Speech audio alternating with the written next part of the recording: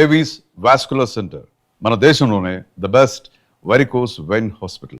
Case number 5347/84 dated June 5th, 1984. Name of the accused సూర్య.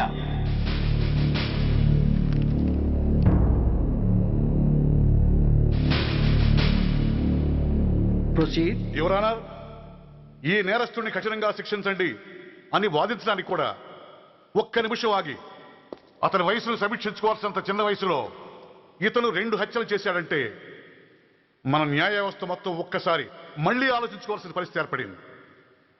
ఇతనికి జరిగింది అన్యాయమే, కానీ హత్యకు హత్య, హింసకు ప్రతిహింస సమాధానం కాకూడదు. ఇతను చేసిన తప్పుకు తప్పకుండా శిక్ష విధించాల్సిందే. కానీ వేసి ఆ శిక్షలా మాత్రం కాకుండా మొత్తం బాలలోకానికి, రేపటి తరానికి శిక్షణలా అనిపించాలి. It's my sincere request. That's all your honour. బాబు, నువ్వు చెప్పుకోవాల్సింది ఏమైనా ఉందా? ఆ హత్యకు సంబంధించిన అన్ని వివరాలు మాకు తెలిసిన ఎక్స్ మినిస్టర్ ఈ ఊళ్ళో పవర్ఫుల్ పర్సన్ అయిన చౌడప్పకి అగెనిస్ట్ గా సాక్ష్యం చెప్పడానికి ఎవరూ ముందుకు రాకపోయేసరికి కేసు క్లోజ్ చేయాల్సి వచ్చింది. మీలాంటి ధైర్యవంతులు ఊరికి ఒక్కరుంటే చాలు, మా డిపార్ట్మెంట్కి ఎంతో హెల్ప్ అవుతుంది. దేశం కోసం ప్రాణాలు ఇవ్వడానికి సిద్ధపడ్డ సైనికుడిని నేను. మేం కాపాడుతున్న దేశంలో ఇలాంటి కిరాతులు ఉండటానికి వీల్లేదు. ఇదిగోండి కంప్లైంట్, వెంటనే కేసు బుక్ చేయండి. మీరు ఎప్పుడు రమ్మంటే అప్పుడు నేను కోర్టుకు రావడానికి సిద్ధం. Thank you, I appreciate your spirit. Thank you. అవసరమైనప్పుడు కబురు పెడతాను, మీరు తప్పకుండా రావాలి. షూర్.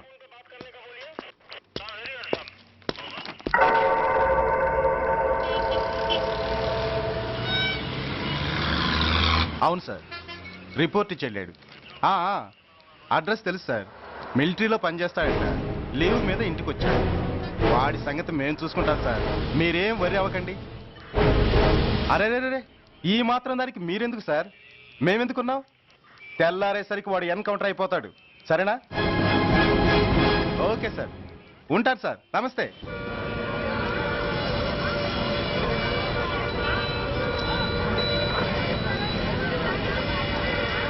నాన్న, మనం ఈ ఊరోజులు ఎందుకు వెళ్ళిపోతున్నాం? ఈ ఊళ్ళో కొందరు చెడ్డోళ్ళు ఉన్నారు బాబు. ఎవరు వాళ్ళు?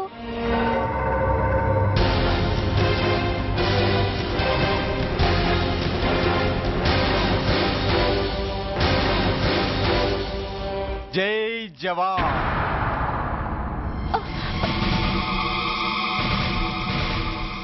కోర్టుకొచ్చి సాక్ష్యం చెబుతాన్న మిలిటరీ ఆయన చెప్పా పెట్టకుండా ఊరుదిలి పారిపోతున్నారే. రేయ్, నేను సైనికుణ్ణిరా. వెన్ను చూపించి పారిపోవడం నాకు అలవాట్లేదు. కాకి బట్టలు తొడుక్కొని అలాంటి లుచ్చాల దగ్గర పాకి పని చేసే ఇలాంటి వాళ్ళ పని పెట్టడానికి మళ్ళీ తప్పకుండా తిరిగి వస్తాను రా. అంత లేదమ్మా, అసలు నువ్వు ఇక్కడి నుంచి వెళితే కదా తిరిగి రావటానికి. తమ్ముంటే ఆపండి రా. చా రండ్రా.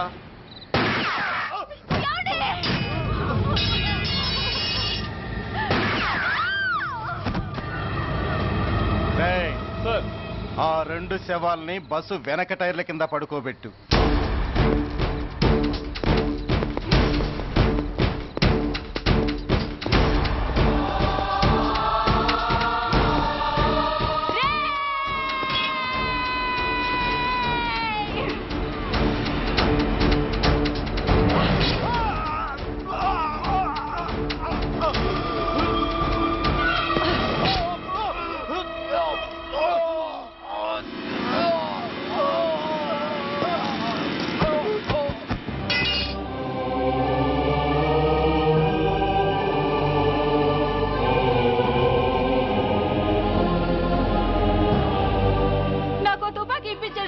ఇక్కడున్న పోలీసులందరినీ చంపేస్తారు సార్. వాళ్ళు మంచి వాళ్ళు కాదు సార్.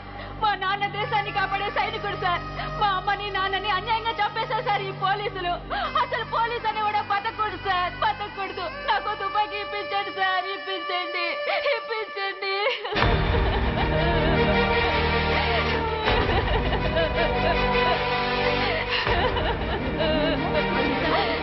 Order, order.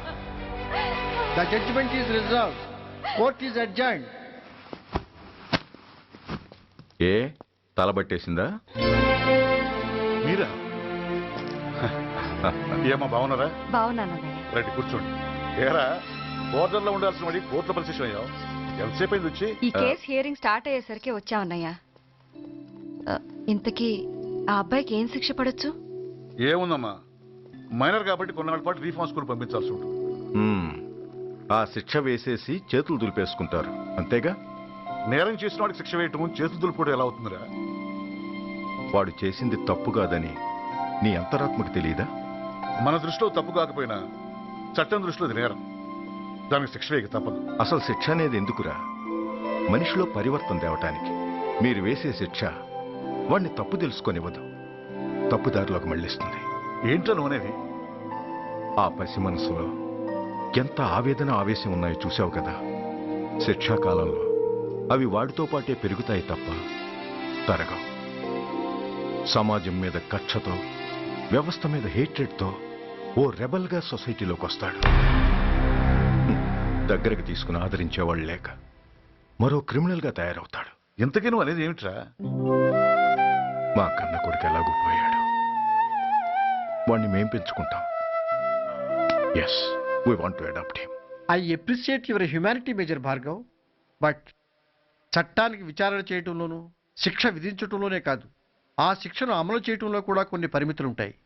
శిక్షాకాలం పూర్తి కాకుండా అతన్ని మీకు హ్యాండ్ ఓవర్ చేయటం కష్టం అవుతుంది. ఇంతకీ ఆ కుర్రాడి మీద మీకు ఎందుకంత ఇంట్రెస్ట్? అతను ఓ సిన్సియర్ మిలిటరీ మ్యాన్ కొడుకు సార్. అంటే ఆ చనిపోయిన అతను? He was my subordinate sir. Oh I see. Okay, I will do one thing. ప్రస్తుతానికి ప్రొసీజర్ ప్రకారం అతన్ని రిఫార్మ్ స్కూల్కి పంపిద్దాం. ఈలోగా గవర్నమెంట్కి, లా అండ్ ఆర్డర్ డిపార్ట్మెంట్కి స్పెషల్ పర్మిషన్ కోసం అప్లై చేసి వాళ్ళని ఒప్పిస్తాను. ఆ తర్వాత అతన్ని మీరు తీసుకెళ్ళవచ్చు. Thank you very much sir. వస్తాం సార్. మంచి మేజర్ గారు, ఆ కుర్రాడిని మీరు ఏం చేద్దాం అనుకుంటున్నారు? ఏ డిపార్ట్మెంట్ అయితే అధికార దుర్వినియోగం చేసి ఓ నేరస్తుని తయారు చేసిందో అదే డిపార్ట్మెంట్లో చేరుస్తాను. I will make him an honest police officer.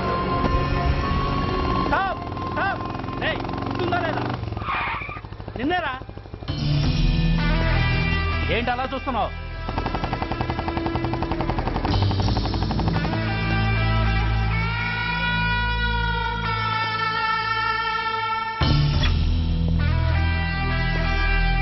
ఏంట్రా, ఏంటి మీదకి వస్తున్నావు?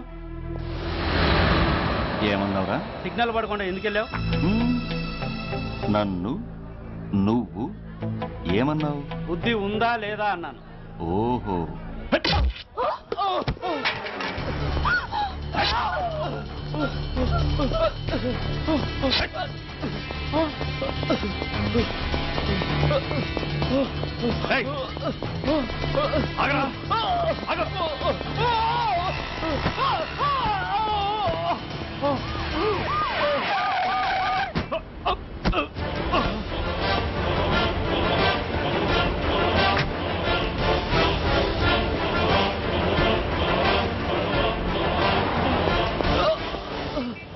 అతని హాస్పిటల్కి తీసుకెళ్ళండి. Drop the knife. కత్తి కింద పడై.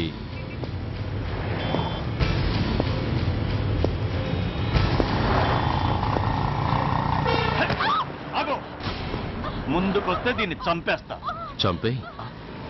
చంపితే ఏమవుతుంది? నిన్ను చంపడం నాకు ఇంకా తేలికవుతుంది. కమాన్, చంపే. ఆలోచిస్తావే కిల్లర్?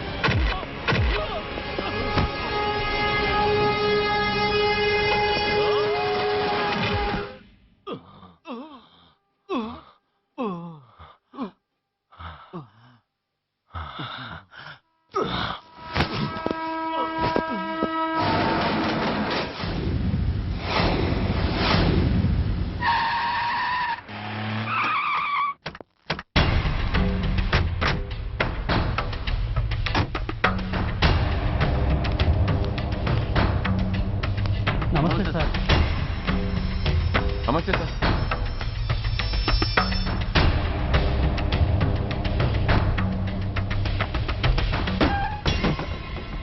నేనెవరిని?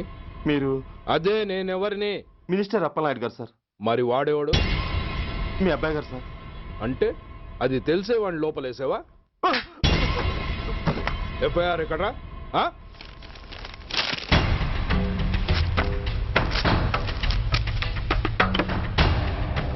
నువ్వే నా రైటర్వి? అవును సార్. ఆ? నీకెన్ని గుండెలుంటే మా వాడి మీద ఎఫ్ఐఆర్ రాస్తారా? రే సెల్ తాళాలు ఎక్కడ్రా? ఇదిగోండి సార్. నీ అబ్బా నాకిస్తారా? ఇల్లు తెరువు. అసలు ఎవడరా నా కొడుకుని అరెస్ట్ చేసింది? ఏసీపీ సూర్య గారు అంటున్నానా? తూ నీ అబ్బా సిగ్గు లేదురా? ఆడంగి నాయల్లా తన్నులు తినొస్తారా? నా కడుపున చెడబుట్టావు కదరా. వెళ్ళు కార్లో కూర్చో. రేయ్ అసలే అడ్డదారులు అసెంబ్లీకి వెళ్ళినోడిని. నాకు సంబంధించిన విషయంలో ఎవడన్నా అడ్డొచ్చాడో అడ్డంగా నరికేస్తా. ఆ విషయం మీ ఏసీపీ గడికి చెప్పు.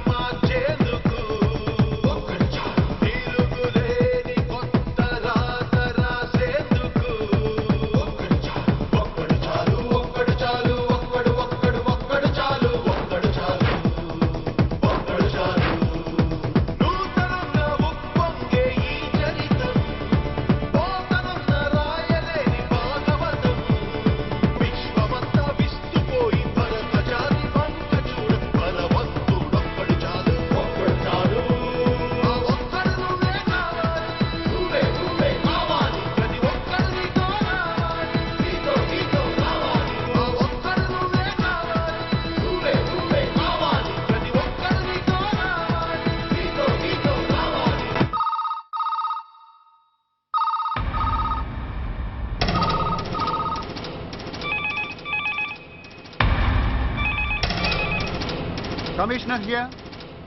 ఏంటి ఏ పోలీస్ స్టేషన్లోనూ ఫోన్లు ఎత్తడం లేదా? ఏమయ్యారు వీళ్ళంతా?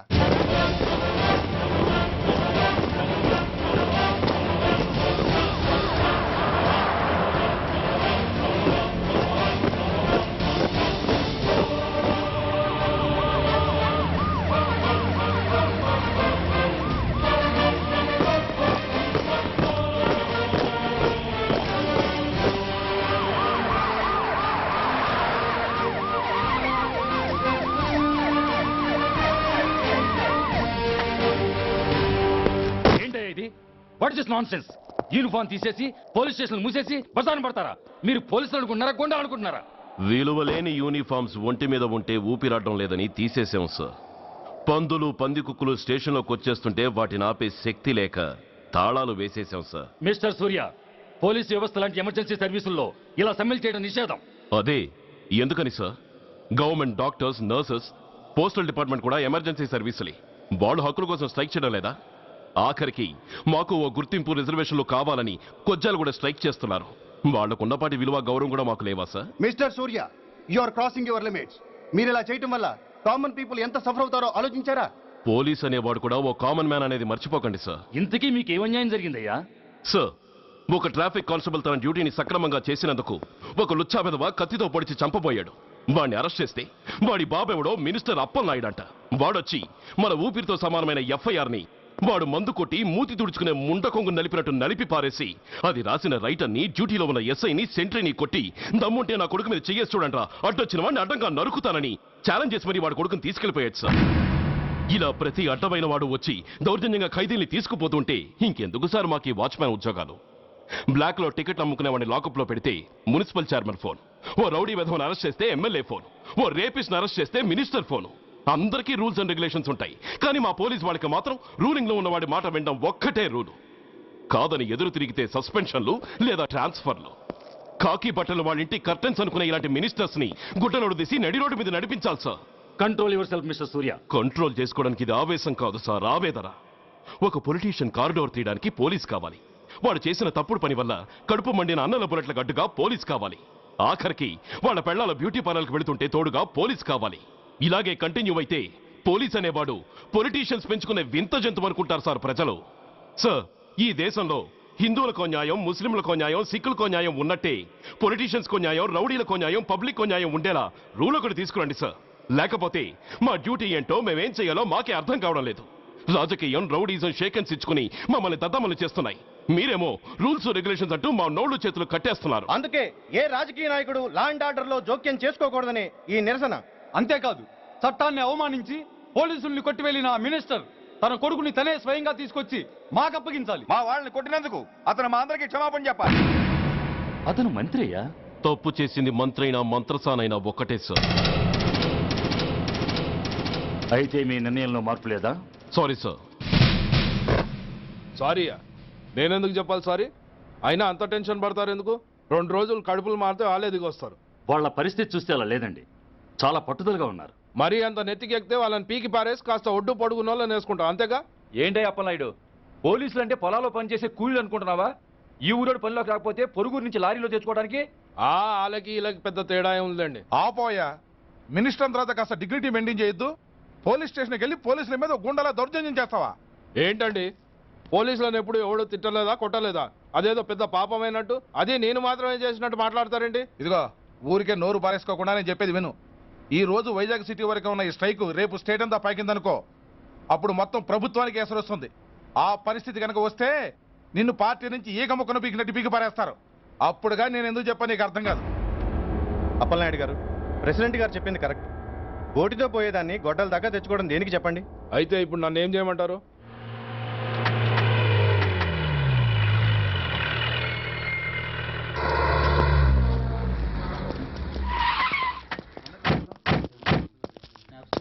హలో, మా ఈ నిరసన పబ్లిసిటీ కోసం కాదు, మా ప్రాబ్లం సాల్వ్ చేసుకోవడం కోసమని మీకు ముందే చెప్పాను.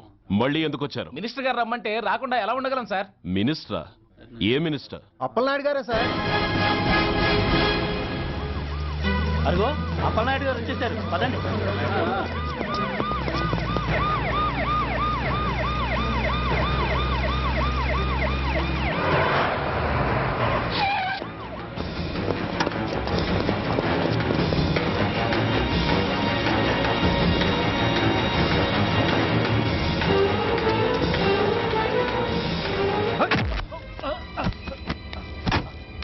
నా కొడక, ఏమనుకుంటున్నారా? నువ్వేమన్నా పెద్ద రౌడీవా? నా పరువు తీసేసావు కదరా, నా కడుపును చెడబుట్టావు కదా. పోలీసులు అంటే ఎవరు అనుకుంటున్నారా? వాళ్ళు మనల్ని కాపాడేవాళ్ళరా? వాళ్ళనే అవమానిస్తావా? వెళ్ళరా, వెళ్ళి వాళ్ళ కాళ్ళ మీద పడి క్షమాపణ అడుగు, వెళ్ళవు. వీడు చేసిన వెధవ పని తెలియక కన్న తండ్రిగా తొందరపడి వీడిని తీసుకెళ్లాను. నిజం తెలిసాక ఓ బాధ్యత గల మంత్రిగా జరిగిన దానికి సారీ చెప్పి వీడిని మీకు అప్పగిస్తున్నాను. నన్ను క్షమించండి. చాలా థ్యాంక్స్ అండి. ఇంకా మీరు కెమెరాలు ఆపండి. మినిస్టర్ గారు మిమ్మల్ని పిలిపించిన కార్యక్రమం అయిపోయింది, మీరంతా బయలుదేరచ్చు ప్లీజ్. పిలవగానే వచ్చినందుకు మీ అందరికీ చాలా థ్యాంక్స్.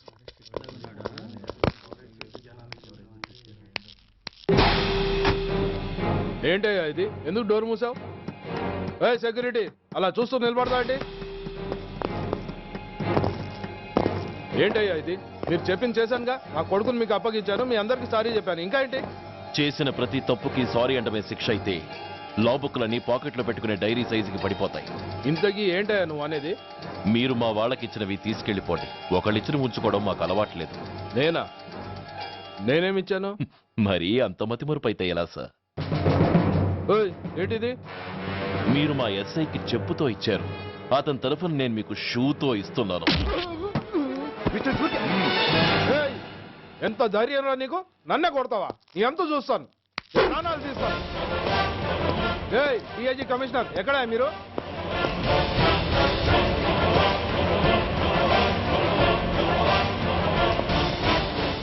ఇది మా రైటర్కి ఇచ్చింది, ఇది మా సెంట్రీకి ఇచ్చింది, ఇక ఒకటి మిగిలింది. ఇంకోట ఏంటది? ఈ ఎఫ్ఐఆర్ ని నడిపినందుకు.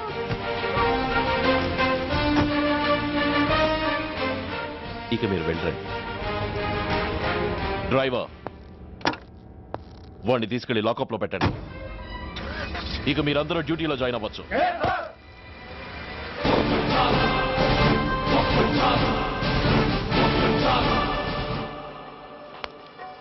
Hello, excuse me. స్మోక్ చేస్తూ డ్రైవింగ్ చేయటం అపాయకరం. Sorry sir. స్మోక్ చేస్తూ వాకింగ్ చేయటం సురక్షితం.